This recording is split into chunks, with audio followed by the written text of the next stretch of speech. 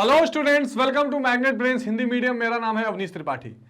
तो कक्षा 12 अर्थशास्त्र का जो चैप्टर नंबर 2 हम देख रहे हैं, व्यष्टिगत अर्थशास्त्र, उसमें उपभोक्ता के व्यवहार का सिद्धांत, ये एक बहुत इंपॉर्टेंट चैप्टर हम देख रहे हैं कंज्यूमर्स बिहेवियर के ऊपर, जिसमें बहुत सारे इंपॉर्टेंट टॉपिक्स भी हमने देखे हैं जो आप जरूर देख लीजिएगा। आज इसका एक इंपॉर्टेंट सेशन लेकर मैं आपके सामने आया हूं और वो है एमसीक्यूज, यानी मोस्ट इंपॉर्टेंट जो मल्टीपल चॉइस क्वेश्चंस हैं, जो बहुविकल्पीय प्रश्न हैं, उसको आज हम देखेंगे और इस चैप्टर को एक बार रिवीजन करने की कोशिश करेंगे और आप भी एक बार देख सकते हैं कि क्या क्या चीजें समझ में आ गई और क्या क्या और डाउट्स रह गए। पर इससे पहले कि मैं ये इंपॉर्टेंट सेशन शुरू करूं, एक बात का ध्यान रखिएगा कि मैग्नेट ब्रेन्स हिंदी मीडियम एक ऐसा प्लेटफॉर्म है जहां पर आप कक्षा 7 से 12 तक की सारी शिक्षा बिल्कुल निःशुल्क पा सकते हैं। यहां 1 या 2 चैप्टर पढ़ने के बाद आपको कोई पेड सब्सक्रिप्शन नहीं लेना है। आप यहां पर बिल्कुल निःशुल्क रूप से सभी विषयों के सभी चैप्टर्स हिंदी माध्यम में, चाहे यूपी बोर्ड हो, बिहार बोर्ड हो, मध्य प्रदेश बोर्ड या सीबीएसई बोर्ड, एनसीईआरटी फॉर्मेट पर सारी की सारी शिक्षा पा सकते हैं। तो इसी बेहद खास जानकारी के साथ आइए व्यष्टि अर्थशास्त्र का ये इंपॉर्टेंट सेशन करते हैं और वो चैप्टर जिसमें उपयोगिता है, जिसमें मांग है, जिसमें अनधिमान वक्र है, इस इंपॉर्टेंट चैप्टर के कुछ महत्वपूर्ण एमसीक्यूज करते हैं। तो पहला प्रश्न है जी कि मांग में परिवर्तन का निम्नलिखित में से कौन सा कारण है? उपभोक्ता की आय में परिवर्तन, संबंधित वस्तुओं की कीमत में परिवर्तन, जनसंख्या वृद्धि या इनमें से सभी। देखिए, मांग में 2 चीजें होती हैं। एक, ये बहुत इंपॉर्टेंट पॉइंट है, मांग, तो इसमें एक होता है संचलन, ठीक है, और एक होता है परिवर्तन। अब इस संचलन में होता है मांग का विस्तार और संकुचन, ये बहुत बेहतरीन और इंपॉर्टेंट पॉइंट है, ध्यान रखिएगा। और परिवर्तन में होता है वृद्धि और कमी। अब कहेंगे सर इसमें अंतर क्या है, बताते हैं। देखिए, संचलन जिसको बोलते हैं मोमेंट ऑफ डिमांड कर्व, यहां पर विस्तार यानी एक्सटेंशन या एक्सपेंशन एंड कॉन्ट्रैक्शन होता है। यह होता है वस्तु की कीमत के कारण और यह होता है कीमत के अतिरिक्त कारण। जो कीमत के अतिरिक्त जो कारण हैं उनके वजह से यह क्या होता है, यह चीज देखी जाती है। अब देखिए, ये जो संचलन है जिसमें विस्तार संकुचन है, जिसमें वृद्धि कमी है, इसमें मांग बढ़ेगी, मांगी गई मात्रा इसमें बढ़ती है, मांगी गई मात्रा इसमें घटती है। यहां मांग बढ़ती है, यहां मांग घटती है, लेकिन उसके कारण अलग अलग हैं। यहां कीमत कम होने के कारण यह विस्तार होगा, कीमत बढ़ने के कारण संकुचन होगा। यहां कीमत के अलावा जैसे उपभोक्ता की आय, ठीक, इसके अलावा रुचि, इसके अलावा जनसंख्या, ठीक, इसके अलावा संबंधित वस्तुएं, जो स्थानापन्न हमने पढ़ा है ना, स्थानापन्न और पूरक वस्तुएं, संबंधित वस्तु की कीमत, ये सारे जो फैक्टर होते हैं, इनके कारण वस्तु की मांग बढ़ती या घटती है, तो वो परिवर्तन कहलाती है, वृद्धि या कमी। जैसे आय बढ़ गई तो वृद्धि हो गई, आय घट गई तो मांग कम हो गई, रुचि बढ़ गई तो वृद्धि हो गई, रुचि घट गई तो कमी हो गई, ये सारी चीजें हैं। तो ये यानी ये कीमत है और ये कीमत के अतिरिक्त कारण है। तो इसके वजह से होता है जिसको कहते हैं ना कि अपवर्ड एंड डाउनवर्ड मूवमेंट, यानी मांग वक्र का ऊपर और नीचे की ओर संचलन, और इसके वजह से होता है शिफ्ट होना, यानी दाईं ओर खिसक जाना या बाईं ओर खिसक जाना। ये पूरी कहानी है, ठीक। ये मैंने एक आपको शॉर्ट में बता दिया, हमने चैप्टर में डिटेल में देखा हुआ है। अब यहां पर उपभोक्ता की आय हुआ या संबंधित वस्तु की कीमत हुआ या जनसंख्या वृद्धि हुई, इन सब के कारण मांग में परिवर्तन होगा। तो इसका सही जवाब क्या हो जाएगा, घ हो जाएगा, ऑल ऑफ द एबव। ठीक बात। अगला सवाल देखते हैं। यदि उपभोक्ता की आय, ठीक, यदि उपभोक्ता की आय एम में वृद्धि होती है तो बजट सेट कैसा होगा? ठीक बात। बड़ा हो जाएगा, छोटा हो जाएगा, अपरिवर्तित रहेगा या इनमें से कोई नहीं। तो अब ये 3 ऑप्शंस, 4 ऑप्शंस आप देख रहे हैं। जाहिर सी बात है, अगर इनकम बढ़ेगी तो बजट सेट क्या होगा? जो 2 वस्तुओं को खरीदने की पूरी क्षमता है उसमें कोई दो राय नहीं कि अपने आप वो बड़ा हो जाएगा। तो कौन इसका सही जवाब है? एक युक्तिशील उपभोक्ता कैसे बंडल का चुनाव करता है? युक्तिशील कह लीजिए, विवेकशील कह लीजिए, जो रैशनल है, जिस पर पूरी इकोनॉमिक्स के एजम्पशंस हैं। जब भी आप कोई अर्थशास्त्र के नियम बनाते हैं तो ये मानते हैं कि जो उपभोक्ता है वो विवेकशील प्राणी है, वो विवेकपूर्ण प्राणी है। तो इसमें सही जवाब क्या हो जाएगा? इसमें ये हो जाएगा सबसे अच्छा और सर्वाधिक अधिमान वाला। ये क और ग दो ऑप्शंस वो हमेशा चुनेगा, जो सबसे अच्छा सामान हो और जिसमें वो उसको संतुष्टि में फर्क ना आ रहा हो, तो घ सही जवाब हो जाएगा। मांग वक्र में किसी वस्तु के लिए उपभोक्ता की मांग फलन क्या होती है? अपने मूल्य का, अन्य वस्तु के मूल्य का, मौसम का, इनमें से सभी। जाहिर सी बात है, मांग फलन क्या होता है? मांग फलन होता है मांग, जिसको आप हिंदी अंग्रेजी में कहते हैं डिमांड फंक्शन। ये बहुत इंपॉर्टेंट है, डिमांड फंक्शन, यानी मांग एवं उसको प्रभावित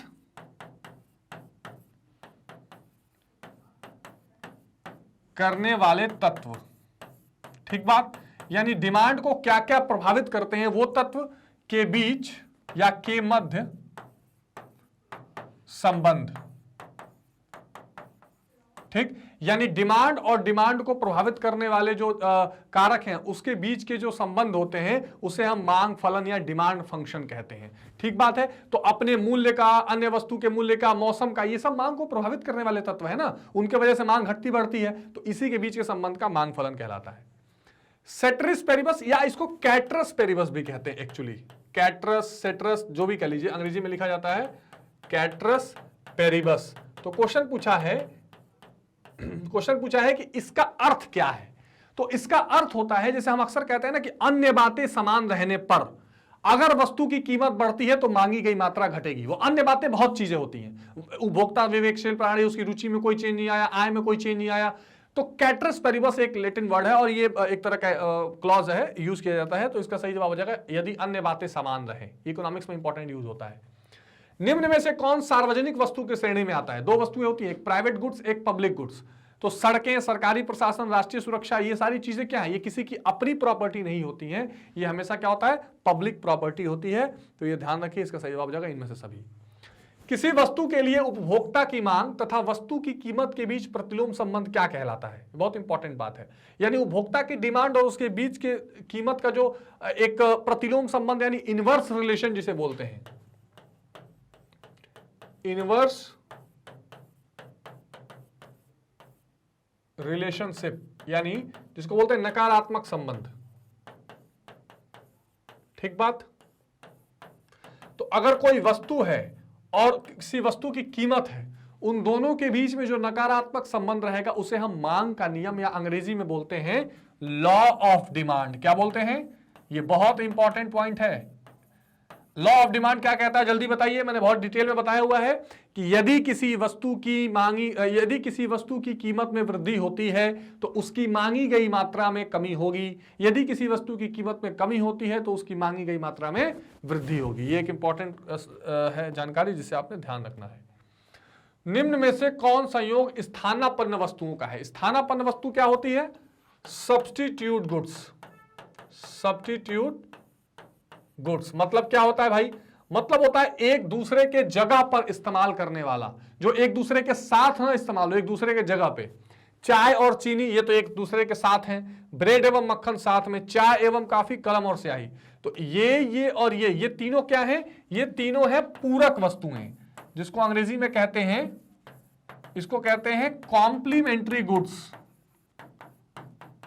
कॉम्प्लीमेंट्री गुड्स यानी ऐसी वस्तुएं जो एक दूसरे के साथ में इस्तेमाल की जाती हैं। ठीक बात, चाहे कलम या स्याही हो, ब्रेड और मक्खन हो, चाय और चीनी हो, लेकिन चाय और कॉफी ये एक साथ थोड़ी पिएंगे आप। ये क्या है? ये स्थानापन्न वस्तु है, जिसको आप एक दूसरे के जगह पर यूज कर सकते हैं, जैसे गेहूं और चावल। तो ये ध्यान रखिएगा, इन दोनों पूरक वस्तु और स्थानापन्न वस्तुओं को एक साथ मिलाकर बोलते हैं संबंधित वस्तुएं। संबंधित वस्तु या जिसको अंग्रेजी में कहते हैं रिलेटेड गुड्स या रिलेटिव गुड्स। और एक दूसरे की कीमत दूसरे की मांग को प्रभावित करती है, ये एक अलग विषय है, हमने बहुत डिटेल में इसको देखा हुआ है। तो सही जवाब क्या हो जाएगा? सही जवाब हो जाएगा ग, चाय एवं कॉफी। ठीक बात, चलिए कोई दिक्कत नहीं सर, ठीक है आगे देखते हैं। यदि कमेंट बॉक्स में बताते रहिए कितने सही हो रहे हैं। यदि बिजली की कीमत घटने पर एलईडी बल्ब की मांग बढ़ जाए तो दोनों किस प्रकार की वस्तुएं हैं? देखिए, बिजली की कीमत बढ़ी है तो एलईडी वस्तु की, एलईडी बल्ब की डिमांड बढ़ रही है, क्योंकि बिजली और एलईडी बल्ब एक दूसरे के साथ यूज होते हैं, एक दूसरे के जगह पर। अब ये ध्यान से समझिए, इसमें एक्चुअली मतलब क्या है, इसका मतलब ये है कि ये जो बिजली है और एलईडी है, ये दोनों एक दूसरे के साथ इस्तेमाल होते हैं, और एक की कीमत घट गई तो दूसरे की डिमांड बढ़ गई। जब बिजली सस्ती हुई तो लोगों को लगा कि चलो खूब बल्ब जलाओ, तो लोगों ने खूब बल्ब जलाए, तो इसलिए पूरक वस्तु हो जाएगा। ठीक है, कॉम्प्लीमेंट्री गुड्स। मांग की लोच मापने के लिए प्रतिशत या अनुपातिक रीति का प्रतिपादन किसने किया? मांग की लोच आप कैसे निकालते हैं? परसेंटेज चेंज इन डिमांड, यानी डिमांड में कितना परसेंट चेंज हुआ with respect to percentage change in price, ऐसे निकालते हैं। एक फॉर्मूला और यूज करते हैं, delta Q by delta P into P by Q, है ना। तो कितने का परिवर्तन हुआ क्वांटिटी में, प्राइस में, और प्राइस और क्वांटिटी पहले कितनी थी तो आप उस अनुपात में निकाल लेते हैं। तो ये किसने यूज किया? ये फ्लक्स ने पहली बार किया था। Flux rule of price elasticity of demand भी कहते हैं। फ्लक्स ने पहली बार इसका क्या किया था? प्रतिपादन किया था। तो फ्लक्स इसका सही जवाब हो जाएगा। तटस्थता वक्र का सिद्धांत किसने दिया? तटस्थता वक्र किसे कहते हैं? जल्दी बताइए। इनडिफरेंस कर्व, ठीक बात। हिंदी में और इसको क्या कहते हैं? अनधिमान वक्र। सर पढ़ा था, बिल्कुल, अनधिमान वक्र। और क्या नाम है जल्दी बताइए, नहीं याद आ रहा? उदासीन वक्र। आप लोग उदासीन बिल्कुल मत होइएगा, खूब एक्टिव रह के पढ़ाई करिए, ठीक बात। ये क्या करता है? दो वस्तुओं के उन संयोगों को दर्शाता है कि उपभोक्ता अगर उसे इस्तेमाल करे तो उसके सेटिस्फेक्शन में कोई कमी ना आए। और इसका शेप कैसा होता है? तो ऐसे, इंडिफरेंस आईसी कर्व इसको ऐसे बोलते हैं। इसी से जब बजट रेखा टच करती है तो क्या हो जाता है? संतुलन हो जाता है। इतनी सारी चीजें मैंने आपको बता दी और उपभोक्ता संतुलन की स्थिति ये बनती है। कोई दिक्कत, कोई परेशानी, कोई समस्या? नहीं सर, ठीक है, आगे चलिए। तो सही जवाब क्या हो जाएगा? इसको किसने दिया था? हिक्स और एलन ने। तो अनधिमान वक्र या इंडिफरेंस कर्व का जो कंसेप्ट है वो हिक्स एंड एलन ने दिया था। बहुत महत्वपूर्ण दो अक्षर थे। उपयोगिता का गणनावाचक सिद्धांत निम्न में से किसने प्रस्तुत किया? मार्शल ने प्रस्तुत किया। देखिए दो होते हैं, एक कार्डिनल एक ऑर्डिनल, ठीक बात। तो यहां पर क्या था? मापा जा सकता है उपयोगिता को, मार्शल का ये पूरा सिद्धांत था। निम्न में से कौन मांग की लोच मापने की विधि नहीं है? प्राइस इलास्टिसिटी ऑफ या इलास्टिसिटी ऑफ डिमांड जो है उसको मापने की विधियां हैं प्रतिशत विधि, आय विधि, कुल व्यय विधि या बिंदु विधि। तो सही जवाब क्या हो जाएगा? आय विधि। बाकी प्रतिशत से निकालते हैं, टोटल व्यय प्रणाली से भी निकालते हैं, टोटल आउटले मेथड जिसको बोलते हैं, और बिंदु विधि इसको बोलते हैं परसेंटेज मेथड, इसको बोलते हैं टोटल आउटले मेथड, और इसको बोलते हैं ज्योमेट्रिक मेथड। ठीक है, तो तीनों है लेकिन आय प्रणाली नहीं है। आय इनकम इलास्टिसिटी होती है ऑफ डिमांड की, वो ठीक है, पर मापने की विधि वो नहीं होती है। उत्पादक के निम्न में से कौन कौन से साधन है? तो जो प्रोड्यूसर है उसके फैक्टर ऑफ प्रोडक्शन कौन कौन से हैं जिसे उत्पादन करता है? भूमि, श्रम एवं पूंजी, व्यवस्था, इनमें से सभी सारे के सारे, लैंड, लेबर, कैपिटल, एंटरप्रेन्योरशिप। निम्नलिखित में से कौन घटक मांग की लोच को प्रभावित करते हैं? यानी जो इलास्टिसिटी ऑफ डिमांड है, मांग के बढ़ने घटने की जो प्रक्रिया, उसको कौन कौन प्रभावित करता है? आय का स्तर, वस्तुओं की प्रकृति, कीमत स्तर, इनमें से सभी। जाहिर सी बात है ये सारी की सारी चीजें आय के, मांग के लोच को प्रभावित करती हैं। जिस बिंदु पर कुल उपयोगिता अधिकतम होगी वहां सीमांत उपयोगिता क्या होती है? ये क्वेश्चन बहुत इंपॉर्टेंट है, कुल उपयोगिता और सीमांत उपयोगिता के संबंध से पूछा जाता है। ग्राफ क्या बताया था मैंने? ये होता है आपका कुल उपयोगिता ऐसे, और ये होती है सीमांत उपयोगिता ऐसे, ठीक बात। जहां कुल उपयोगिता सबसे अधिकतम है वहां पर सीमांत उपयोगिता क्या होगी? वहां पर सीमांत उपयोगिता 0, ये एक्स एक्सिस, ये वाई एक्सिस, ये टोटल यूटिलिटी कर्व कुल उपयोगिता, ये सीमांत उपयोगिता कर्व। तो जहां पर ये क्या है? ये कुल उपयोगिता अधिकतम है, ठीक है, वहां पर सीमांत उपयोगिता क्या होगी? 0 होगी। और जब कुल उपयोगिता बढ़ती है तो सीमांत उपयोगिता घटती है लेकिन धनात्मक रहती है। जब कुल उपयोगिता अधिकतम है तो सीमांत उपयोगिता 0 है, और जब कुल उपयोगिता गिरने लगती है तो सीमांत उपयोगिता ऋणात्मक हो जाती है। ठीक है, ये 3 सवाल आपसे बहुत पूछे जाते हैं। शुरू में दोनों बराबर रहेंगे, जब एक बढ़ेगा तो दूसरी घटेगी, जब एक अधिकतम हो जाएगा तो ये 0 हो जाएगा, और जब एक गिरने लगेगा तो ये निगेटिव या ऋणात्मक हो जाएगा। तो ये बहुत इंपॉर्टेंट बात है, इसको ध्यान रखिएगा, इसमें कोई कंफ्यूजन नहीं। सही जवाब है 0 हो जाएगी। तो when total utility is at maximum then marginal utility will become 0। अगला प्रश्न है, जिस बिंदु पर कुल उपयोगिता अधिकतम होती है तथा सीमांत उपयोगिता शून्य होती है उसे क्या कहते हैं? पूर्ण तृप्ति का बिंदु, साम्य बिंदु, अधिकतम लाभ बिंदु, इनमें से कोई नहीं। यानी जिस कंडीशन में आप ये अधिकतम और ये जीरो है उसको क्या कहेंगे? उसको कहेंगे पूर्ण तृप्ति का बिंदु। यानी वहां अब उपयोगिता अधिकतम है, इससे अब उसका पेट भर चुका है। मान लीजिए रोटी खा रहा है, खाते जा रहा है, टोटल यूटिलिटी मैक्सिमम है। अब अगर वो खाएगा तो वो उसको नुकसान करेगी, यानी इससे अधिक वो तृप्त नहीं हो सकता, तो वो पूर्ण तृप्ति का बिंदु है, मैक्सिमम सेटिस्फेक्शन उसे प्राप्त हो रहा है। ठीक बात है। चलिए, उपभोक्ता का संतुलन कहां होता है? MUX इक्वल्स टू PX, यानी यहां क्या है? जो सीमांत उपयोगिता है, जो सीमांत उपयोगिता है वो बराबर है कीमत के। सीमांत उपयोगिता जो x की है वो कीमत x कोई गुण है उसके बराबर है। अच्छा, ये कंडीशन एक वस्तु की स्थिति वाली दी हुई है। यहां क्या है? सीमांत उपयोगिता क्या है? ज्यादा है प्राइस से। तो अगर सीमांत उपयोगिता कीमत से ज्यादा होगी, इसका मतलब अभी उसको और उपयोगिता मिल सकती है, वो और खरीदेगा। यहां सीमांत उपयोगिता कम है कीमत से, यानी वो कीमत ज्यादा चुका रहा है, उपयोगिता कम मिल रही है, तो वो संतुलन में नहीं रहेगा। और ये डिवाइड वाला तो प्रश्न नहीं है। तो ये एक ऐसा पार्ट है जहां पर सीमांत उपयोगिता कीमत के बराबर है, इसलिए वहां पर उपभोक्ता को अधिकतम संतुष्टि मिलेगी और वो संतुलन में रहेगा। तो इसका सही जवाब क हो जाएगा। Where MUX is equal to PX, then it will be the consumer's equilibrium. दो वस्तु की स्थिति में क्या होता है? MUX divided by PX is equal to MUY divided by PY। यानी जो x की सीमांत उपयोगिता है इसको x के प्राइस से डिवाइड करिए, जो y की सीमांत उपयोगिता है उसको y के प्राइस से डिवाइड करिए, दोनों जहां बराबर होंगे वहां संतुलन हो जाएगा। और उपभोक्ता संतुलन दिखाने के इन दो तरीकों के अलावा जो अनधिमान वक्र से दिखाया जाता है वो ऐसे दिखाया जाता है कि ये आपका इंडिफरेंस कर्व है और जहां बजट रेखा को टच करती है वहां पे संतुलन होता है। तो ये तीन तरीके से उपभोक्ता संतुलन होते हैं, डिटेल में करा चुका हूं, जरूर देख लीजिएगा। इस सवाल का जवाब हो जाएगा MUX equals to PX। x का मतलब कोई वस्तु x है, चाहे जो मान लीजिए। उपयोगिता ह्रास का नियम, law of diminishing marginal utility, लागू होने के कारण है आवश्यकता विशेष की संतुष्टि करना संभव होना। यानी आप कोई एक आवश्यकता पूरा कर सकते हैं, ये पॉसिबल है, इसीलिए उपयोगिता का ह्रास नियम लागू होता है। वस्तुओं का पूर्ण स्थानापन्न न होना, क और ख दोनों इनमें से कोई नहीं। बिल्कुल सही जवाब, दोनों स्टेटमेंट सही है। भाई देखिए, लॉ ऑफ डिमिनिशिंग यूटिलिटी क्या है? उपयोगिता का ह्रास का नियम क्या है कि जैसे जैसे आप किसी चीज को प्राप्त करते हैं उसकी उपयोगिता धीरे धीरे घटती जाती है। वो इसलिए कि अब आपकी आवश्यकता धीरे से, कोई एक वस्तु की अगर आवश्यकता है तो वो पूरी हो जाएगी। दूसरा ये कि वस्तुओं का कोई सब्स्टिट्यूट भी नहीं है, वस्तुओं का कोई सब्स्टिट्यूट नहीं है, इसलिए अब आपको क्या करना पड़ेगा? आपको धीरे धीरे वो चीज छोड़नी पड़ेगी। तो इसलिए इसमें ग बिल्कुल सही जवाब हो जाएगा। उपभोग की अंतिम इकाई से मिलने वाली उपयोगिता क्या कहलाती है? सीमांत उपयोगिता कहलाती है। जैसे मान लीजिए ये रोटी है, 1 2 3 4 रोटी आप खा रहे हैं, पहले 10 मिली, दूसरे में 20 मिली, तीसरे में 25 मिली, उसमें 28 मिली। तो 25, अब यहां क्या हुआ? यहां आपको एडिशनल उपयोगिता 10 की मिल रही है, यहां 20 से 25 5 की मिल रही है, और यहां आपको केवल 3 का गैप मिल रहा है। तो अंतिम जो चौथी रोटी आपने खाई है उससे केवल 3 यूनिट की आपको उपयोगिता प्राप्त हुई है। यही सीमांत उपयोगिता होती है। यानी एक अतिरिक्त इकाई का उपभोग करने के बाद जो उपयोगिता हमें मिलती है वो सीमांत उपयोगिता या मार्जिनल यूटिलिटी कहलाती है।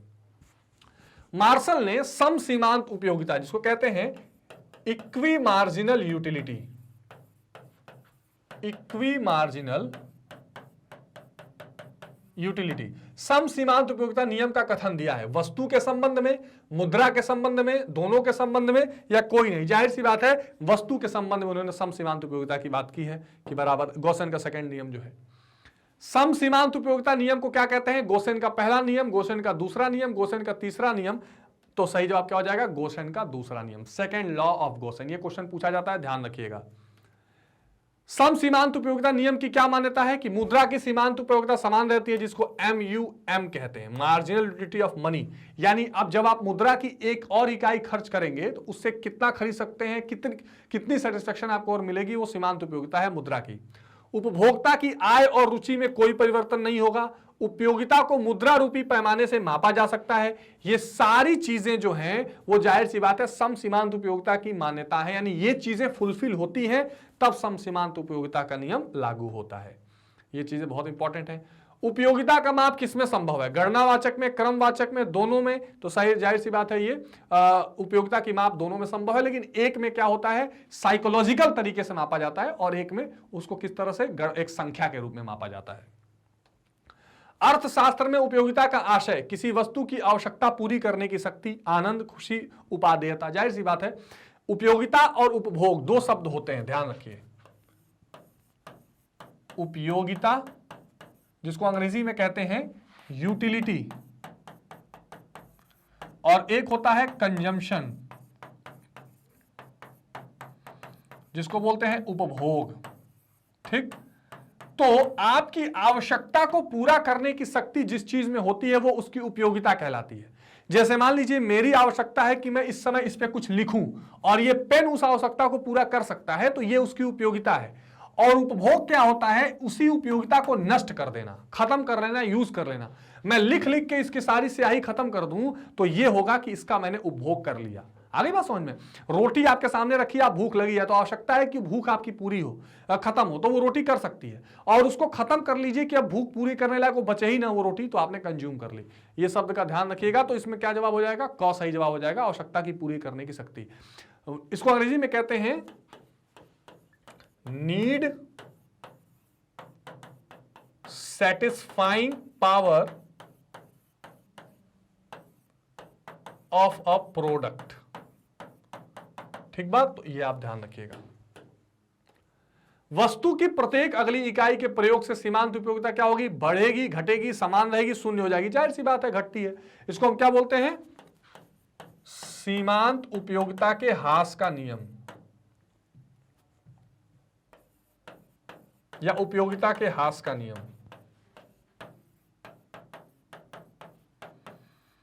ठीक, लॉ ऑफ, ये बहुत महत्वपूर्ण शब्दावलियां हैं जो बहुत ऊपर तक पूछी जाती हैं। लॉ ऑफ डिमिनिशिंग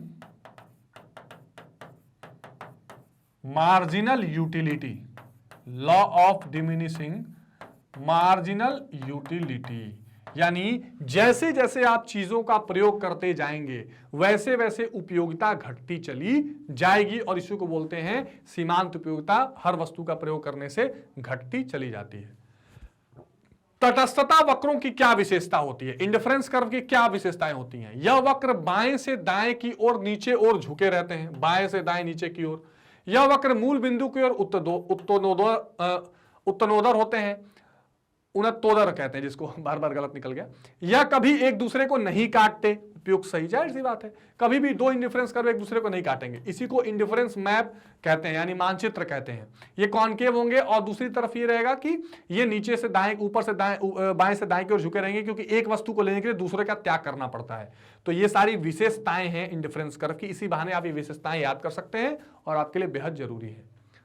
तटस्थता वक्र अंग्रेजी वर्णमाला एल अक्षर जैसा होता है, जबकि दोनों वस्तुएं निम्न श्रेणी की, मतलब अगर ऐसा बन जाए, ऐसा इंडिफरेंस कर्व बन जाए तो वो क्यों बनेगा?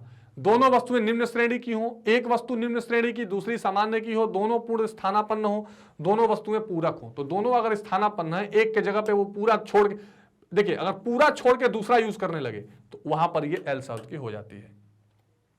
उपभोक्ता के संतुलन हेतु क्या पता होना चाहिए? तटस्थता मानचित्र, बजट रेखा, दोनों या उनमें से कोई नहीं। जाहिर सी बात है बजट रेखा तो आपको पता होना ही चाहिए। ठीक है, जैसे बजट रेखा आपको पता हो जाएगा, बल्कि आप इसका सही जवाब दोनों ही कर लीजिए। ठीक है, उपयुक्त दोनों ही, ये ज्यादा बेटर ऑप्शन है। अगर आपके पास ये सारे ऑप्शन हैं, ऐसे मान लीजिए अगर आपके पास मानचित्र भी हो, यानी इंडिफरेंस कर्व भी, और बजट रेखा भी आपको पता हो, तो आप वहां से संतुलन निकाल लेंगे। सो आंसर आप ग कर लीजिएगा इसका। अगला सवाल है, तटस्थता वक्रों का प्रयोग सर्वप्रथम 1881 में किसने किया? एजवर्थ द्वारा, पेरिटो द्वारा, मेयर्स द्वारा या हिक्स द्वारा? ठीक बात, तो जाहिर सी बात है यहां पर सही जवाब क्या हो जाएगा? एजवर्थ द्वारा।